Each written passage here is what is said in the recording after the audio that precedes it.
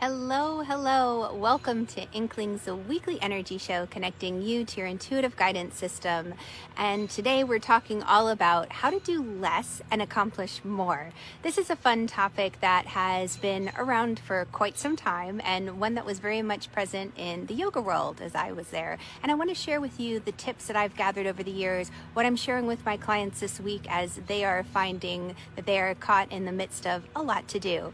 If we haven't met yet, my name is Irena. I'm an intuitive energy guide and speaker, and I have been working with women for over 20 years in connecting them with ways of utilizing their time to the fullest, of maintaining their energy levels and not running out of steam before they really have the chance to do what they came here to accomplish, to this life. So let's jump in. I want to start with what this is not about, because a lot of people talk about trying to do less and accomplish more.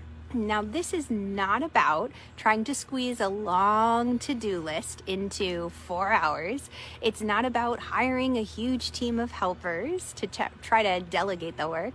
And it's not about, what was the other thing I want to say? It's not about requiring you to read another book or buy another course. Only if you want to. But what this is really about, let me share it first in a story, because I have a client who I've been working with.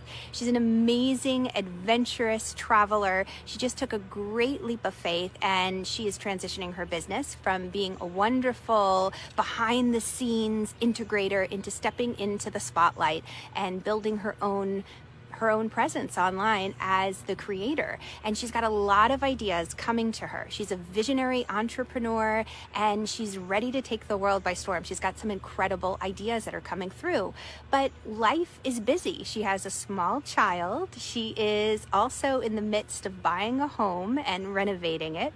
And she just moved across the ocean, literally. But she is managing everything with such grace because she's applying this very special triple T system, that I call it, that I'm going to share with you today. This has enabled her to get so much more done in less amount of time. So she found that as she's ready to launch her podcast, she's not scrambling about, what do I talk about? What am I going to write for this blog?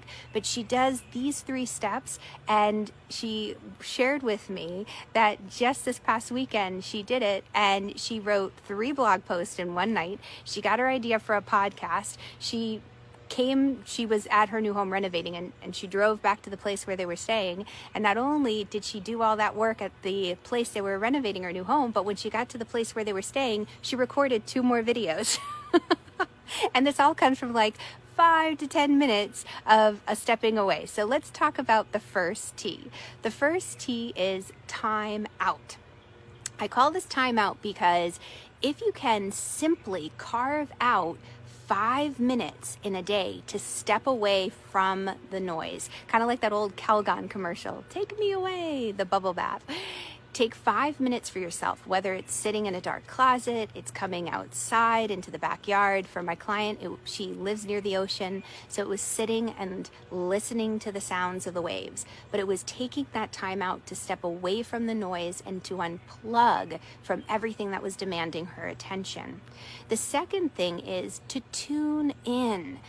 When we take that moment to step away, a lot of things that people don't like about meditation is that the mind keeps racing. It's hard to stop and think of nothing.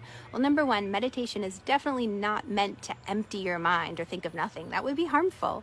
Rather, meditation is to help you be really in the moment, fully present and aware. If you're someone who has meditation in your practice, let me know in the comments below. It's always fun to know who's able to incorporate a practice. But the 5 minutes away, that's just simply you stepping aside. Don't think of it as a practice or you've got to meditate or have a mantra or a focal point just yet. Just step away for 5 minutes. The tuning in part is something to give your mind to relax so that you're not constantly racing with thoughts. The thoughts will come up, sure, but it's like an anchor. You know, a dancer who spins as she pirouettes around the room, she'll spin, but she always has her spot. You know, she'll turn, but you'll look, she's got her spot, and she'll turn. But even though her body's turning, her eyes are always glued to that one spot. This tuning in is a bit like that. When you pause, listen for a pleasing or a calming sound. Like right now I'm outside and I could tune into the bird song.